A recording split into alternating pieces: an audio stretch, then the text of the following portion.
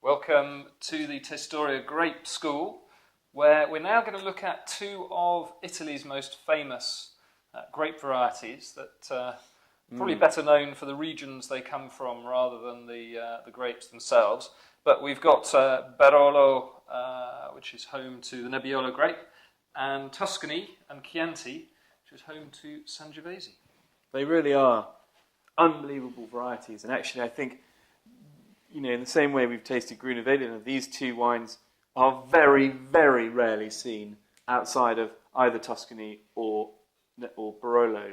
In fact, Piedmont is really the only place you see Nebbiolo. You do see some Sangiovese around Italy a bit, but they are so difficult and they're just so interwoven with the fabric of where they come from, to take them outside of that and try and do something with them, as they have tried to do in California, and to a certain extent in New Zealand, and to a certain extent also in Australia.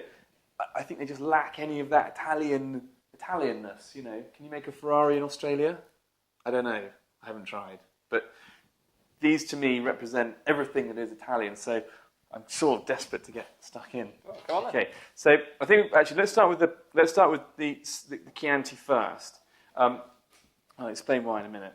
But the whole point about Tuscan wine, in fact, Italian red wine in general, is that it's grown locally for local food, and it generally matches its local food the best. And if you speak to any Italian winemaker, of course, they make the best wine in the world. Speak to an Italian chef, they make the best food in the world. They are them personally or Italy? Yeah, they're them personally. Yeah, I thought that's what you said. They are uniquely self-promoting. And Chianti is, as James said, made from Sangiovese, which means the blood of Jove, and it's very high in acidity. It's quite high in tannin, and it has this amazing savoury, piercing fruit. That when you drink it on its own, can be quite rasping. It can be quite dry and aggressive, and assertive. But the point is, you should never drink it on its own. This is what you should drink with bistecca fiorentina, steak done in Florence, thyme, lemon juice, parmesan, done on a flame grill. Happy days. So what are you smelling? Well, what are you smelling? This is so Italian.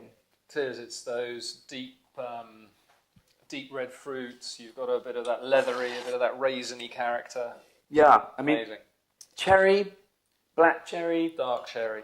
bit of ginger, but savoury notes. It's almost like a herbal tea bag. In fact, this is Chianti Classico, which is the heart of the Chianti region between Florence and Siena, which produces probably the best example of Sangiovese. But you get different styles, and this is actually quite a modern style, believe it or not. Old traditional styles tend to be lighter in colour, much more aggressive, much more assertive, and much more savoury and herbal. Like sort of thin almost. Yeah. The stuff that you'd come in a flacon kind of flask thing, and you take it home and stick a candle in it. Yeah, that's the one. And they do age enormously well, but these again aren't your sort of big fruitly buxom wines. They are savoury, they are nuanced, they have a bouquet, and they are subtle. They don't give much to you. You don't get it immediately. You've got to kind of read it a little bit. But I don't know how you're feeling after that. Do you want some bistecca fiorentina? I certainly need something. Yeah. You can buy Sangiovese, which is very, very modern, and it's usually had some Cabernet or Merlot blended in with it, which will help to soften the fruit, believe it or not, with Cabernet. Lower down, you get just generic Chianti, or Chianti Rufina, or Chianti Collesinisi, which are the sub-regions of Chianti, outside Chianti Classico. Or you can find Sangiovese down in Puglia. You can find it in Brunello di Montalcino, where it's called Brunello. You can find it in Vino Nobile di Montepulciano, where it's called Piccolo Sangiovese. But you won't find it in Montepulciano d'Abruzzo. Exactly right. Because that is a great variety. So thanks, Italy, for making that one clear. In fact, you've just almost opened up a can of worms, so I'm just going to put it down like that. Italy is complicated enough. So go and buy some Sangiovese, make sure you're having some lamb or some beef with it to start with, and then build up from there. And you'll find all sorts of wines made from Sangiovese that really will impress you. Now, that's delicious. Seriously good. Now we come on to Nebbiolo. Now, Nebbiolo is perhaps my favourite red grape variety. It's named after the lovely fogs that drift in and out of the Albiese hills where you find the famous white truffle. And nebbia, which is Italian for fog, has given its name to Nebbiolo. And it grows almost uniquely within this little sort of microclimate, if you like, of Europe. It also does grow up in another part of Italy called Valtellina, but it's so obscure, it's called Chiavanesco, and you really don't get too worried about it.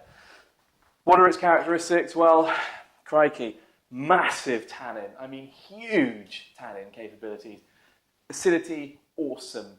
Complexity, awesome. Finesse, awesome. Ability to age in oak, awesome. Ability to do most things other than make sparkling white wines, awesome. Doesn't make sweet wines either, actually. But it is not a starter pack. This is a wine that I think you need to build up to in the Italian world. It is brilliant when it's aged, but it can be fantastic when it's young. It smells of tar, it smells of rose petals, it can smell of cherries, it can smell of a whole range of things, but they are all uniquely Italian. Do you quite like this, Bernie? Well, I love this. Now, we're tasting a very old version. As you can see, Nebbiolo is a bit like Pinot Noir, in fact. It responds to little microclimates very well.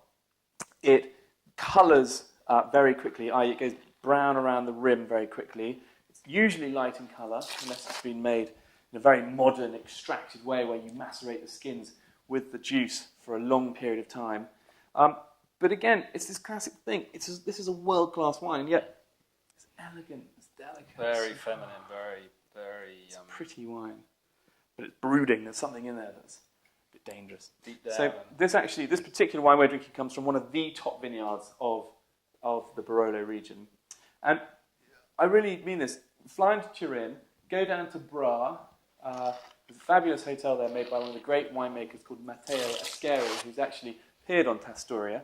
And go and stay there and go and explore the vineyards of Barolo. But if you can't do that, go to your local independent wine merchant, I suggest. Go and talk to him about your newfound love for Nebbiolo. But what about a Nebbiolo that isn't 50 quid a bottle? Yeah. It's kind of the Langhi Nebbiolos that are slightly more accessible. Are they worth bothering with? Yeah, definitely. And I think the great thing about Nebbiolo is the people who make it, generally speaking, don't make it with anything other than 100% Italian passion. So there are different styles, and as I said, you get more modern, fruit-forward, rich, very accessible styles that aren't quite as complex as this, or you do get the more traditional style, dried fruits, quite tannic examples. But definitely start down at the bottom. Langhe is the generic region for the hills that run through Alba in Piedmont, and that gives its name to Langhe Nebbiolo, which is quite often blended. Langhe Rosés are quite often blended Nebbiolo and other great varieties. Exactly. And, go and explore it. But food wines, both these wines. Yeah. And is it worth mentioning Dolcetto and Barbera as other wines from Piedmont that give you a little hint of the greatness of Barolo that aren't necessarily of the... Well, I think they are, but I think in the context of Nebbiolo as it is, in Piedmont you have Dolcetto, which is what everyone drinks basically, Barbera, which is the kind of middle grape variety, which makes very, very good wines. Then you have Nebbiolo at the top, which is the principal, the king. And it really is, to me, the king grape variety. And the great thing is you can buy wines like this, single varietal, aged wines for a tenth of the price you buy it from the same quality in Burgundy. And I think you get a hell of a lot more for your money. Right.